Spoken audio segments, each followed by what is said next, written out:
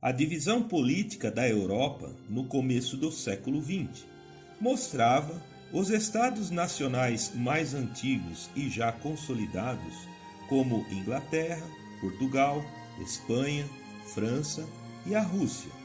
E agora figuravam os reinos alemães do norte da Europa aglutinados no Império Alemão.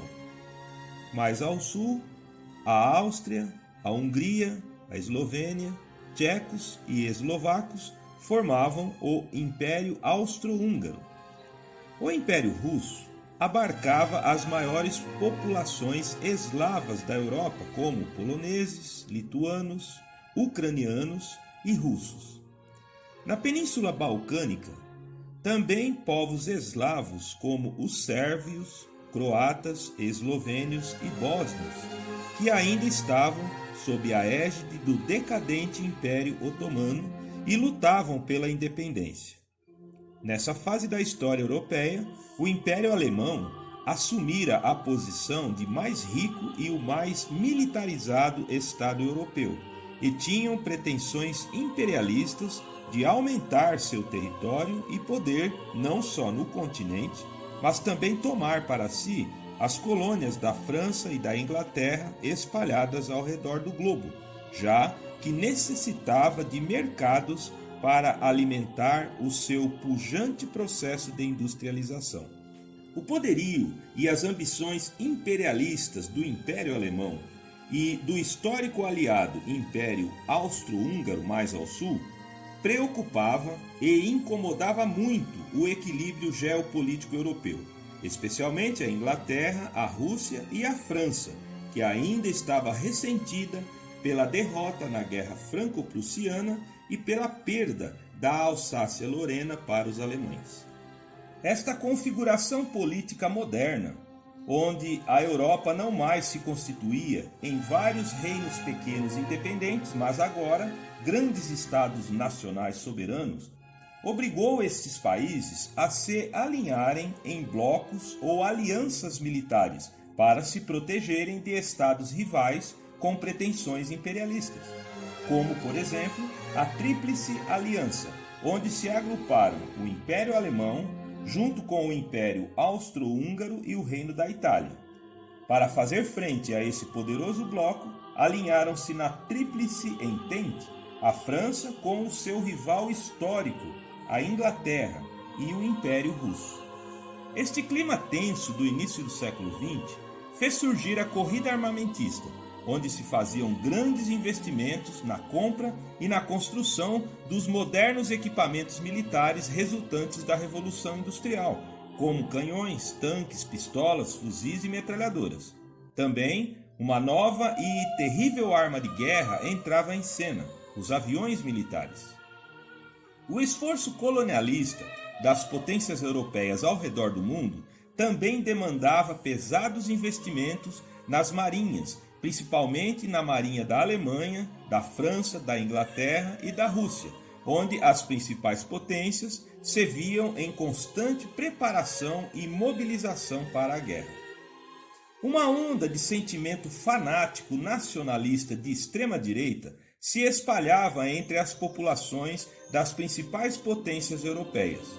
Também na Rússia se espalhavam os ideais marxistas entre a população já revoltada com a perda da batalha contra o Japão e também pela grave crise econômica que o Império Russo enfrentava. Ideais como o pan-eslavismo, que preconizava a união imperialista dos povos eslavos, e também o pan-germanismo, que queria que todas as nações de língua alemã se unissem num único império, se alastravam entre as populações desses países. Os impérios continentais, como o Império Austro-Húngaro e o Império Russo, não empreenderam esforços de colonizar outras terras distantes, como fizeram Portugal, Espanha, França e Inglaterra. Então, suas estratégias expansionistas sempre se baseavam em invadir e controlar povos e territórios vizinhos. Com o declínio da influência do Império Otomano, o Império Austro-Húngaro começou a almejar a anexação e o controle dos países dessa região. Porém, a Rússia, sendo ela a maior potência eslava do leste, também desejava anexar e controlar estes países. Mas, na realidade, estes povos eslavos da Península Balcânica também nutriam forte sentimento nacionalista e não mais queriam viver subjugados ao controle de nações estrangeiras, já que este movimento, após a Revolução Francesa, havia se disseminado por toda a Europa. Foi então que no fatídico 28 de junho de 1914, em Sarajevo, capital da Bósnia, um grupo terrorista, apoiado pelo exército bósnio, que era anti-austríaco e pró-Rússia eslava, executaram um atentado contra o arquiduque Ferdinando, herdeiro do trono da Áustria, que estava em visita a Sarajevo. Quando as autoridades da Áustria descobriram que o exército bósnio apoiou este atentado, declararam guerra à Bósnia, que por sua vez fizeram com que a Rússia entrasse no conflito em socorro à Bósnia e contra a Áustria. A Alemanha, vendo a Rússia concentrada nos esforços de guerra na Bósnia, achou que agora poderia ser fácil invadir a França, já que seu aliado estava ocupado em outra frente de batalha. Só restava se preocupar então com a Inglaterra.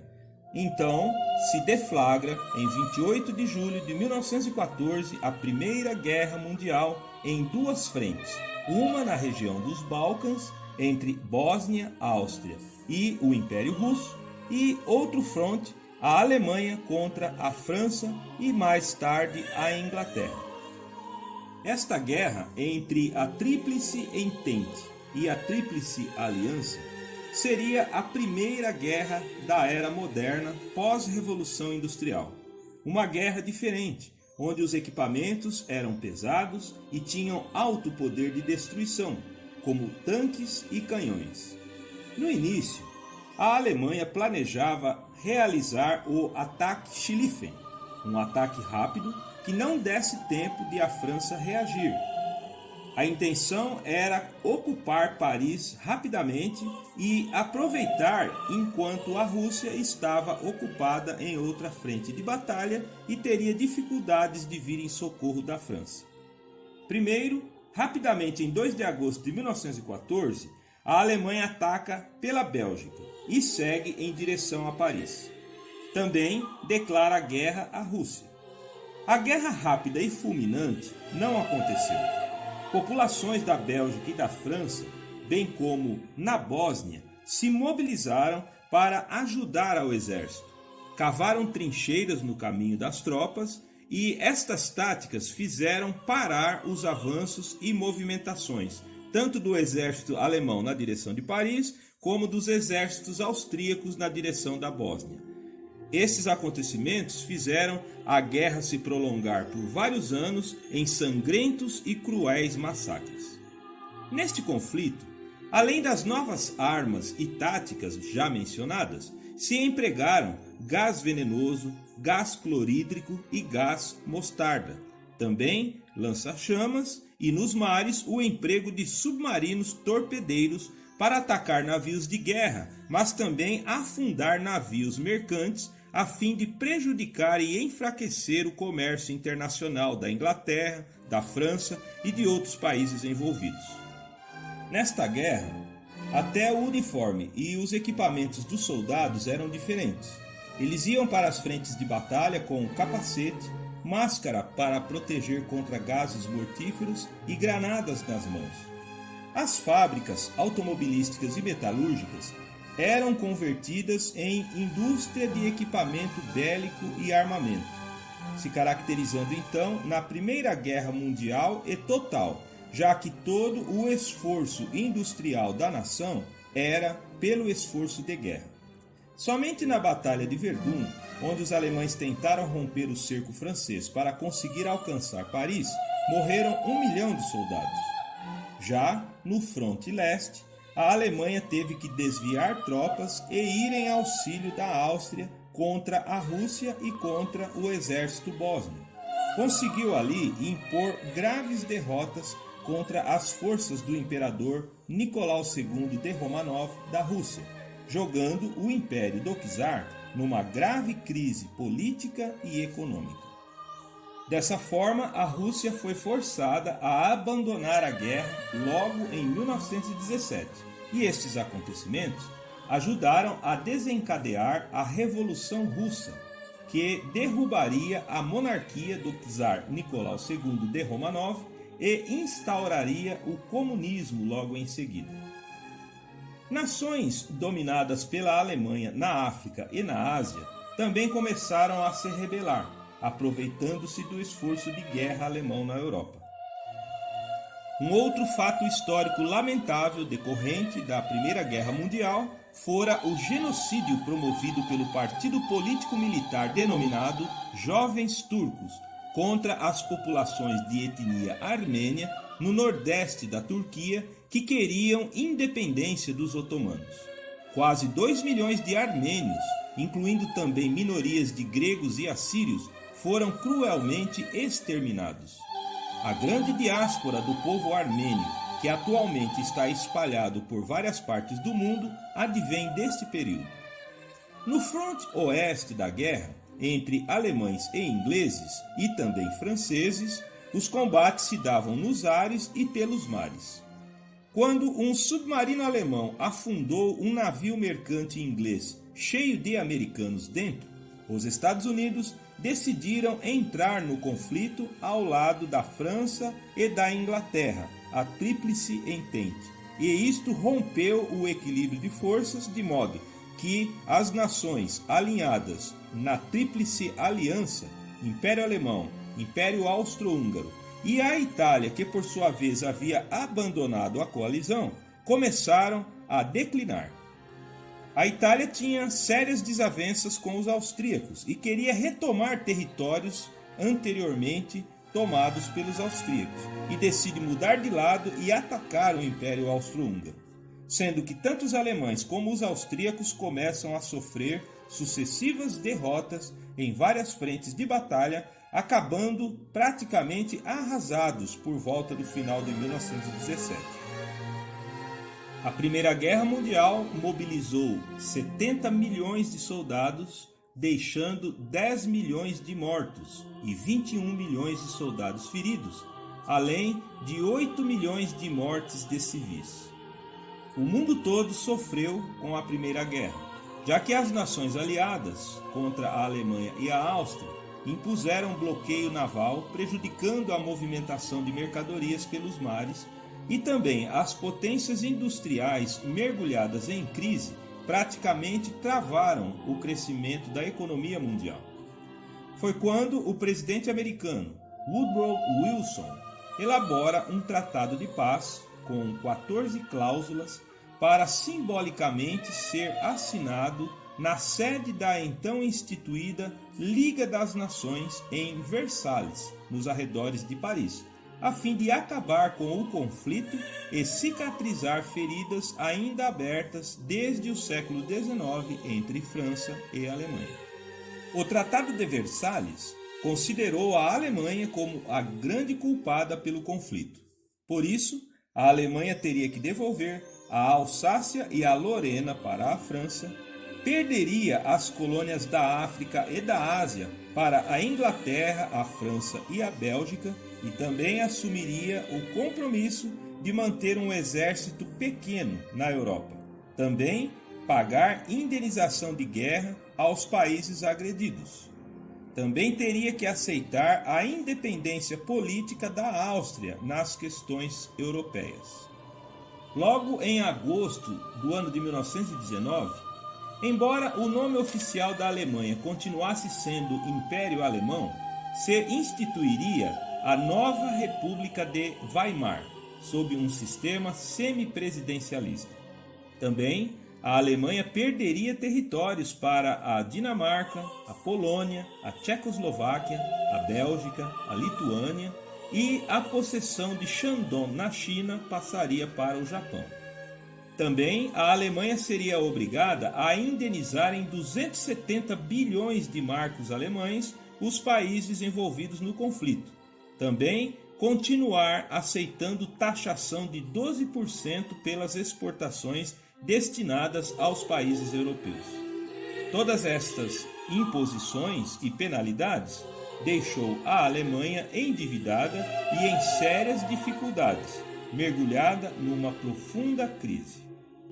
As principais potências vencedoras da Segunda Grande Guerra, Inglaterra e França, também aproveitaram o desfecho para ocupar o poderio deixado pela queda do Império Otomano e criaram então estados artificiais segundo interesses econômicos e geopolíticos, principalmente pelo fato de se ter descoberto reservas de petróleo na região, que passaria a ser denominada de Oriente Médio a partir de então, onde Síria e Líbano ficariam sob a tutela da França e a Palestina e o Iraque ficariam sob a tutela britânica. E quando parecia ter chegado a hora de juntar os cacos e reconstruir a Europa destruída pela guerra, uma pandemia já corria entre a população. Mas os jornais da época, além de serem controlados e censurados, também não davam o espaço devido para a calamidade que se avizinhava. Já na Espanha, que não havia participado da Primeira Guerra Mundial, a imprensa era livre e noticiava veementemente a pandemia, informando inclusive sobre a grave enfermidade que acometia o rei Afonso XIII da Casa de Bourbon da Espanha. De modo que quando a Europa voltou a sua atenção para a calamidade, acharam que ela teria se iniciado na Espanha. Então, sendo apelidada de gripe espanhola, até hoje há dúvidas quanto a se ela se originou nos Estados Unidos, na Inglaterra ou na China. O que se sabe é que era uma gripe causada por vírus do tipo influenza H1N1, o mesmo que causou um surto no Brasil e na China no ano de 2009, e que causava síndromes respiratórias graves e predispunha o paciente a contrair pneumonia bacteriana. Isto num ambiente de pós-guerra mundial propício para a propagação de moléstias, já que os hospitais andavam lotados e em precárias condições de asepsia e de higiene. A gripe espanhola, em pouco tempo, se espalhou por todo o mundo, que na época tinha menos de 2 bilhões de habitantes, mas com 500 milhões de contaminados, ou seja, 1 em cada 4 habitantes do mundo contraiu a gripe. Uma estimativa de 100 milhões de mortos, a gripe espanhola chegou ao Brasil em 1918 no navio inglês Demerara, cujos passageiros desembarcaram no Recife, em Salvador e no Rio de Janeiro. E em apenas poucos meses, a doença estava espalhada, chegando a matar quase 300 mil brasileiros, segundo estimativas da época, inclusive tragando a vida do então eleito presidente da República, Rodrigues Alves.